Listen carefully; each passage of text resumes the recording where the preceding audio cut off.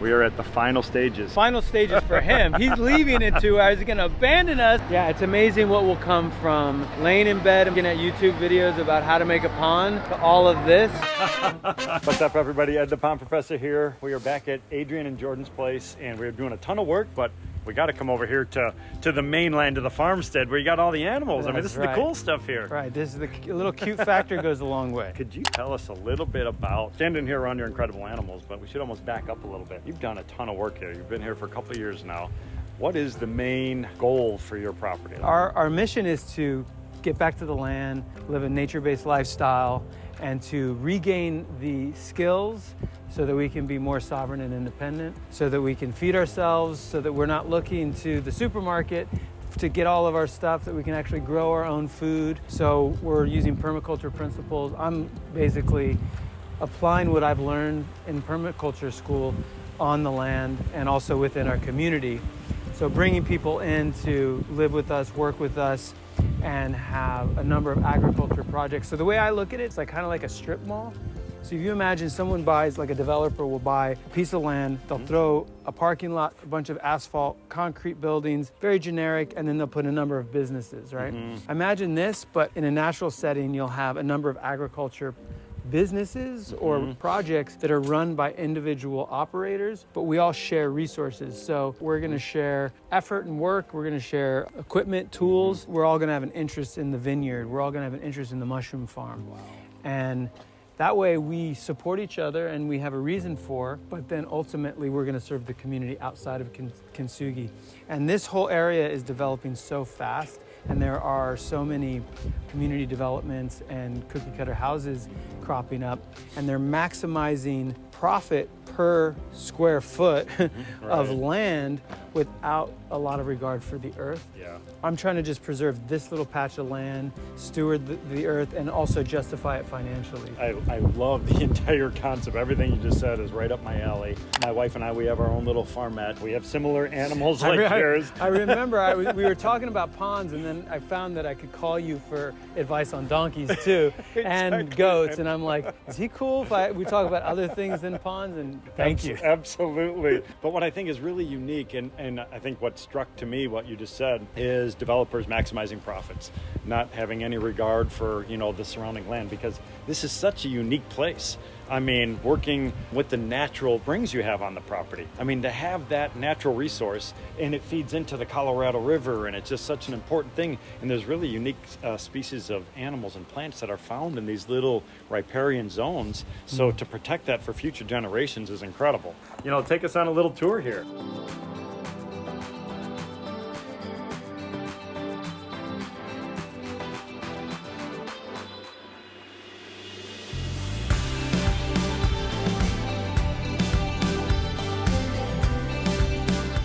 Well, I'll just give you a little quick, this is our annual garden here. So this is where we get some of our food.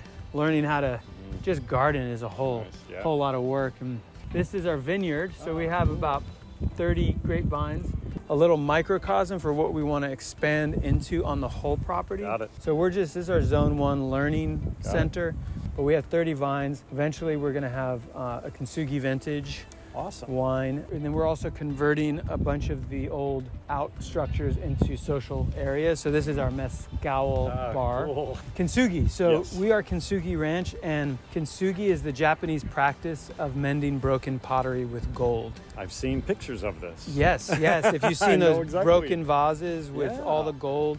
So it's a story of resilience. Okay. And looking at brokenness as a beautiful step into strength and resilience, and taking those pieces and revering them and highlighting the cracks and making it whole again, so that you become anti-fragile. Once it's been broken, you can't be broken again. You're already broken, but now you're actually whole again.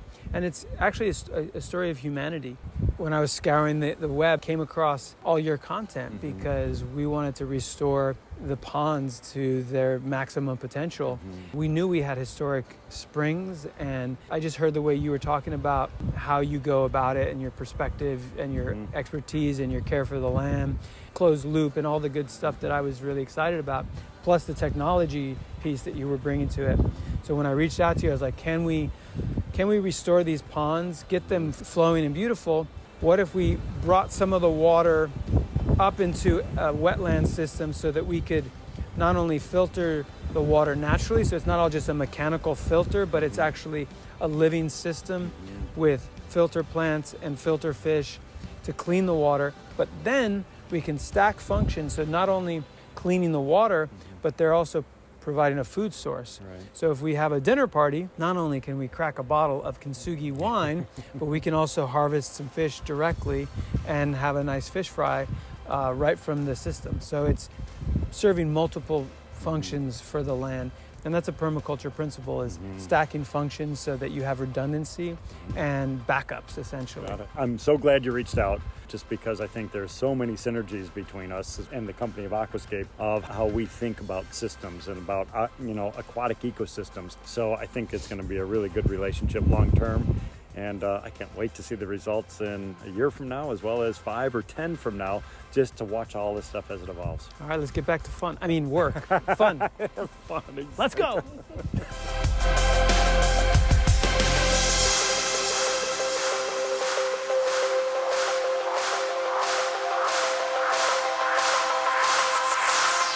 Everything's coming together really, really nicely. I'm very happy with the progress we're making. We have a few CACs that have come in town a little bit earlier before our event starts this afternoon. We have a bunch of people coming in from around the country. We're gonna do a whole walk through the entire property. We're gonna kick back. We're gonna enjoy everything right here with Adrian and Jordan. And then tomorrow we have all the construction that's gonna be happening, so we could teach everybody exactly how to design and build this style of water feature. But what we need to do before everybody else arrives is I want to continue setting some of these rocks so we can be a little bit further ahead. So a lot of this group that's coming out are familiar with wetland construction, so we have 2 of them to build here. So I'd like to have one of them completely done to show as a model. That way they could see how I want the one to look, and now all we have to do is replicate on the other side. The other thing that we're going to do is we have work happening on the other side where our intake bay is happening, as well as a lot of cleanup in and around the ponds. Remember, the entire concept of this project is to revitalize the existing water features here on the property. So we have these large ponds. These are spring fed, but they have all types of detritus and organic material on the bottom. This is known as the eutrophication process. So this is that normal aging process of an ecosystem. What we want to do is slow it down, and not only slow it down, we want to reverse it. We want to take all of that stored nutrition that's found in all of those sediments. We're pulling some of that material out. We're going to use it for compost around the property. The rest of the material that's down in the bottom, we're going to pump it up to the top into our sedimentation zones that you saw us doing the construction of. We have all those AquaBlox and the snorkels and centipedes to distribute the water, the different layers of river rock to allow that proper denitrification process, or I should say nitrification process. All of that gravel is home to all types of microorganisms which are going to feed on all of the organic compound. What's going to happen is we're going to take this food source. We're going to have small animals feeding on that. Those small animals are going to be eaten by larger insects. Those insects are now going to become food for the sunfish and the bluegill that we're going to actually put inside of the ponds. That's going to become a food source for Adrian, his family, and his friends as they come out here to enjoy this incredible property. So again, it's pushing nutrients through the entire system and to create a food source for many generations to come, but we also want to help save those ponds. It's an entirely different way of looking at an ecosystem. So we're trying to look at the flow of nutrients going through everything. We want to make it more usable, and while we're doing that, it's going to increase the water quality down in the pond, which is going to make the pond more usable by the entire family. I'm going to be focusing later on this afternoon on a series of outcroppings down along the pond where we could have some seeding areas and things like that where you could actually get down nice and close to the edge of the water, because right now it's almost a ravine. So we have these steep banks going down, so it's not really conducive to people walking in and out of. So we may end up putting in a few steps or some pathways going down inside, and then put in some large outcropping stones where people can sit back, they can relax, and have a completely different view of this incredible aquatic resource.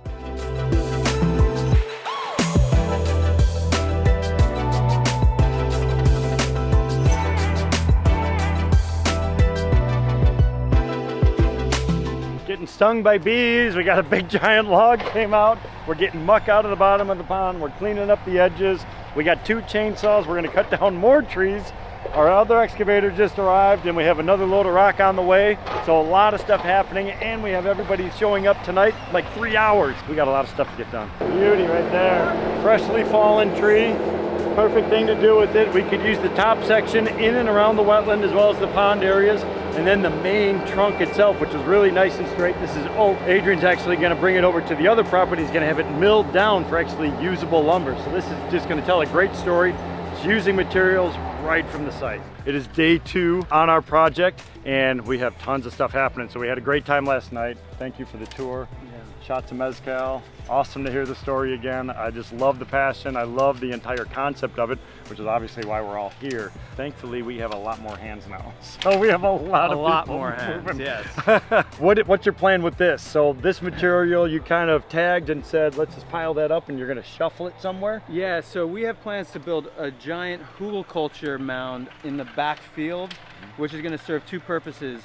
One, for beauty, also for privacy as well, because there are some houses back there. All the wood, put them all under a pile of dirt, create a lot of habitat for microbes and insects and worms, and they're just going to create a lot of richness to grow a lot of beauty on top. So once we're done with this, I want to start bringing in some of that soil so we can grade this out. And you were telling me you're even thinking about doing a bridge at some point, connecting that way, correct? Well, the big vision is that we are going to have in that field out there a church of sorts, or a temple, or a place of gathering where we can come together, commune, and reflect on our relationship to each other and nature. Just do all the things that communities do. I love it. I love it. All right, I'm gonna head that way.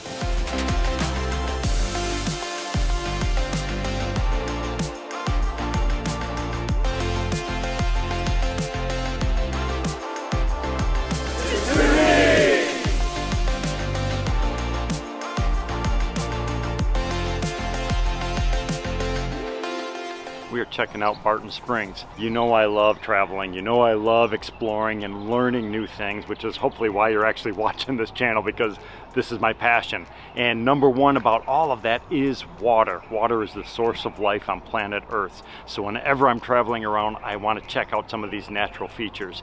Here in Austin, they have some really unique geology. They have a lot of limestone. So there's this underlying limestone that goes throughout this entire area, which is actually what we're going to be using right at Adrian's home, because we're going to use some of this native stone to create the wetland filters and all of that type of stuff. But it's all coming indigenous to the area.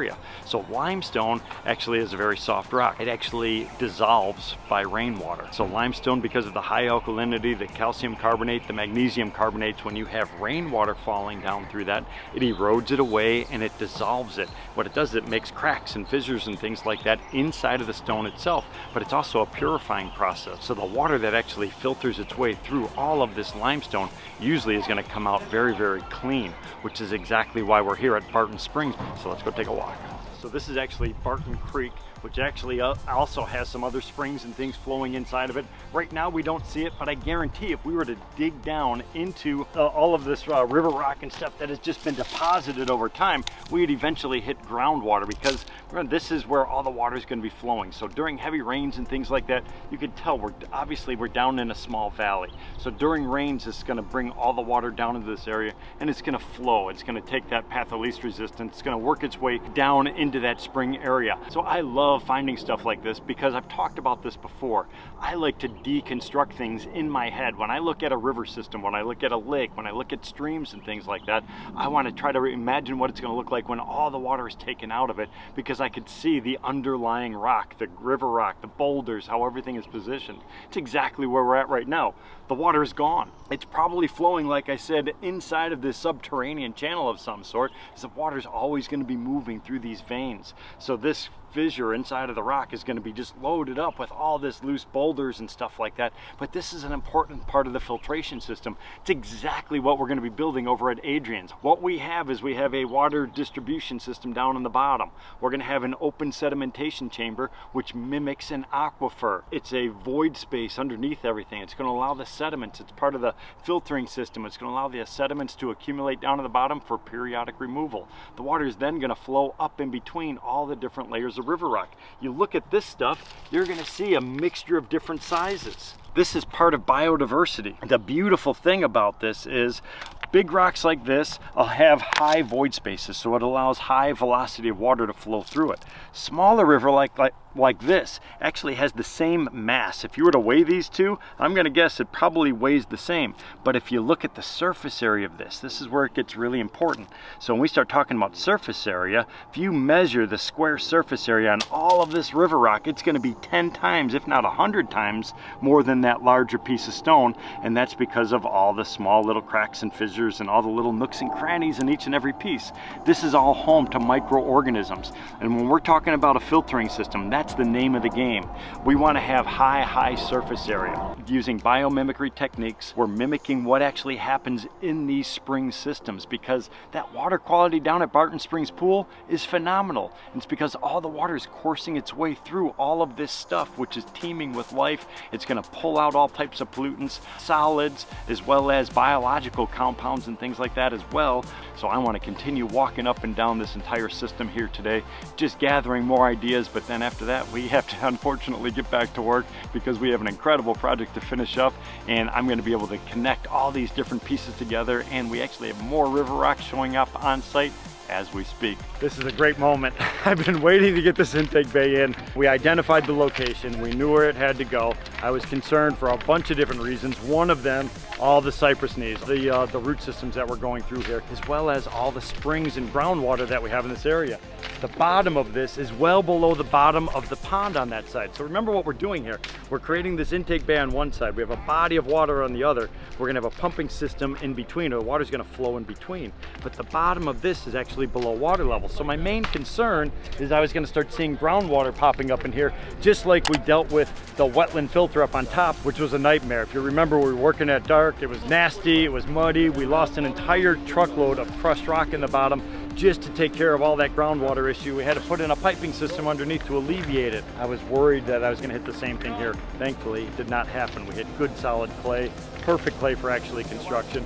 We were able to do our excavation in the dry, get everything in place. Heavy duty geotextile, AquaBlox. We have 20 AquaBlox inside. We have 2 of those pump vaults there. Those are gonna have our submersible pumps. All of our plumbing is gonna go on right up the whole back end of this house over here. 2 3-inch pipes, which we had delivered yesterday by Site 1. Now what we're doing is we're going to continue pulling all this debris out. The reason being is I am going to block that opening on the other side next. So as soon as I block that opening and start building that dam back in place, remember we pulled that out. We pulled it out to drop the water level down to allow us access. Now it's time to start refilling everything, because we have fish coming tomorrow. So I got to get water back in this. So we have to reestablish the dam, get the water going back in place by stopping all that. We're also shuffling dirt to level out that pathway where we were talking about with Adrian on the other side, to connect up with our bridge, which is going to make an entire cycle around this entire property. We have a lot of stuff happening.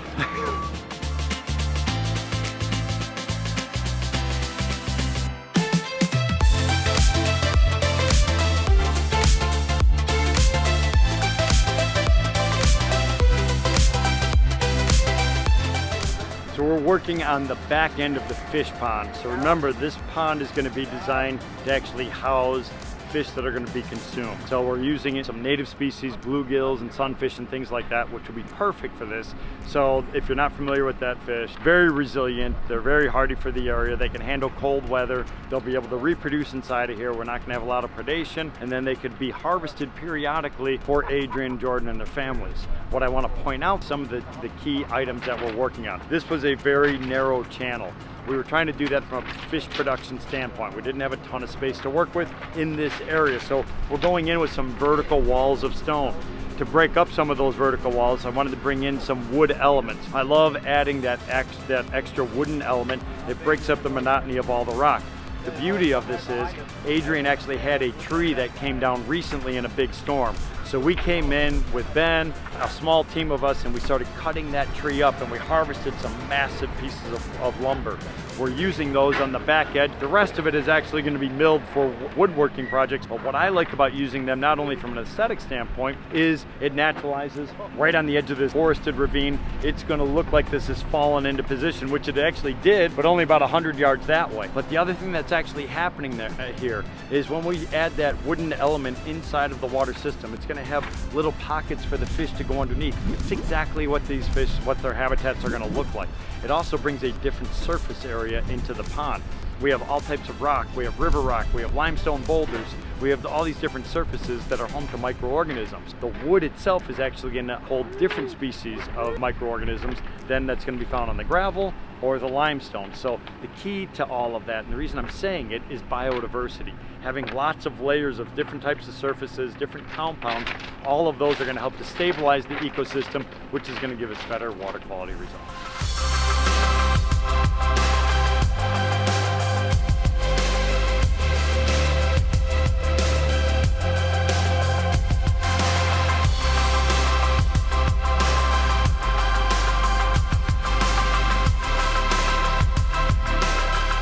We are at the final stages. This is it's been like a bomb going off here for a while. The final stages for him. He's leaving in 2 hours. He's going to abandon us and leave us all to our own devices. Who knows what's going to happen when you're not here? I know you're going to be in good hands. I want to have everything operational. Fish are on the way. Actually, you just made the call. Yes. Aquatic plants are here. We're going to get everything operational, start pumping water up to the top. We're going to have water soon. Okay, great. All right.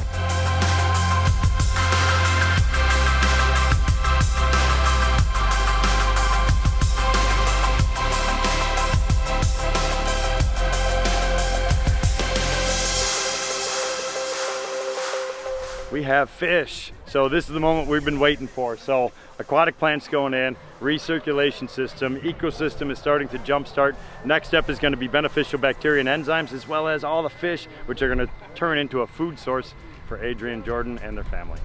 All right, you ready? Here we go. Welcome to your new home. All right, Adrian, this has been one incredible time. Yeah, man. Thank you, Ed. Pleasure. I love getting inspired by you, all your passion. Your vision for everything has just been incredible. Glad to be a part of it, because I know this is, you mentioned it the other day on your tour, this is like a test garden. You're testing out new ideas and concepts. This is incredible technology we've used in a wide variety of projects, but something like this is really unique. Permaculture, regenerative farming, some incredible stuff. Well, it's also a trust garden, you know, trusting each other and coming together as humans. You know, you laid this out on a napkin, literally, on a little piece of paper. He just drew a couple line drawings, and he's like, this is what it's gonna look like. I'm like, okay, I trust you just based on your wisdom and the way you spoke about natural systems and how you care and, you know, how you've lived in nature. For me, this is about bringing people together as well, so having this big group here was a real treat, so thank you. Again, the dedication of everybody that came out, just getting dirty, getting in that muck, getting in the water, getting their hands dirty, fighting through some of the snakes and stuff that's out here in Texas. I mean, it's just incredible. Everybody's going to walk away with an incredible memory of this, and we're going to continue following you, Earth Speed, just so we can see the progression on this for years to come. Awesome. Thank you, brother. Yeah, man, it's been fun. All right, everybody, stay tuned for more stuff. We got a lot of incredible detail on this project, as well as other similar projects on the Pond Professor channel. We'll see y'all soon.